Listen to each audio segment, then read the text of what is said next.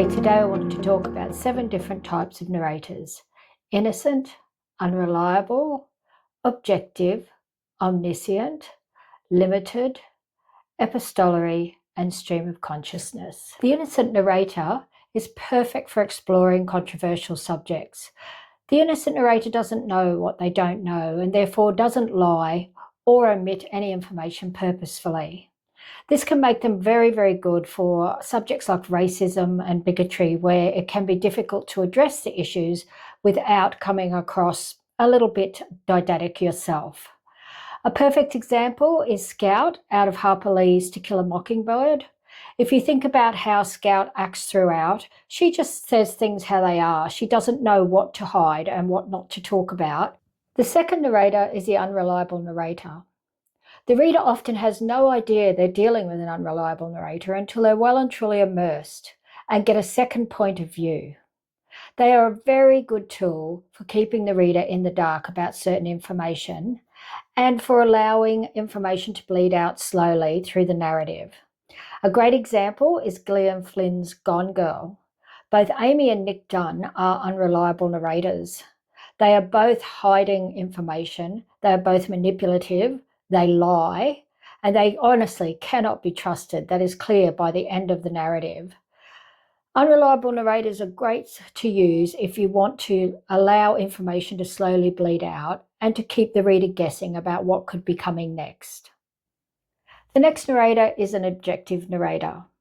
An objective narrator doesn't have opinions about what is going on. They do not make judgments, and they do nothing more than show what is going on in the action and the dialogue. It's sometimes called the camera eye point of view. With an objective narrator, the reader is left to read the subtext, especially in dialogue, to try and work out what is really going on in the story. Ernest Hemingway uses the objective narrator in Hills Like White Elephants to really great effect. There is a couple discussing an important life event, but you're not given any insight into their emotions, their opinions, their biases. It's left up to the reader to go through the subtext and try to figure out what's really going on, in fact, what they're actually discussing, and what the outcome might be. So objective narrators offer a detached, neutral view and allow the reader to make up their own mind about what is right or wrong.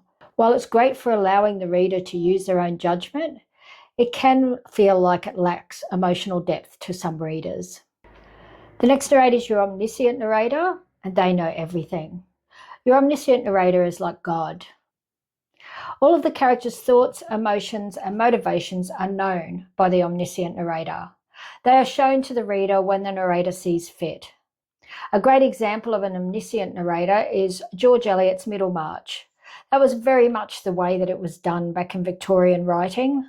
The narrator did know everything and would often even turn and address the reader, which happens in Middlemarch, as you would have seen, dear reader.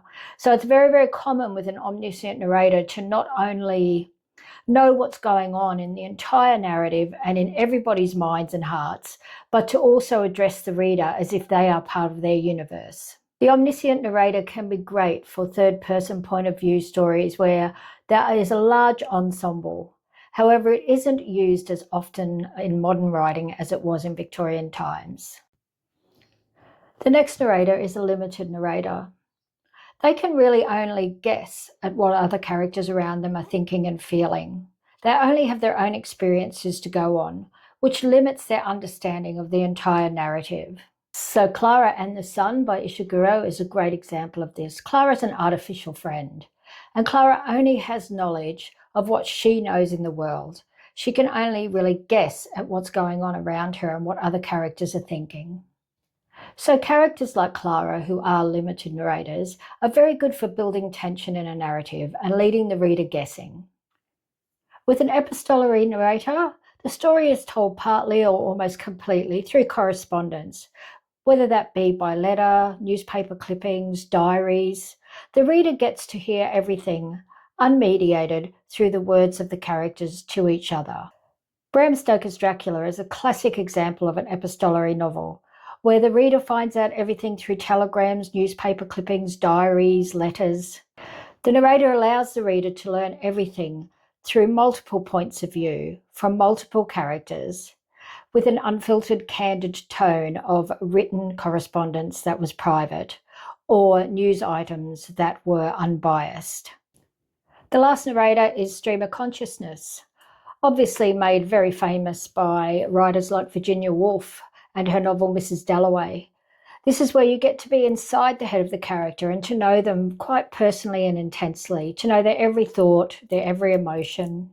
It can be very, very good for mimicking the inner world that we all have within ourselves, but it can also feel a little claustrophobic to some readers and a little disorienting because more of the action, if you will, is going on internally rather than externally to the character. So in a way, the reader is experiencing how it feels to the character rather than what it might actually really be. Having said that, the stream of consciousness is very, very good for psychological novels and for showing a character that is unraveling internally. It isn't so popular now. So any story needs a good narrator to bring it to life. So take your time and think about the best narrator for your story.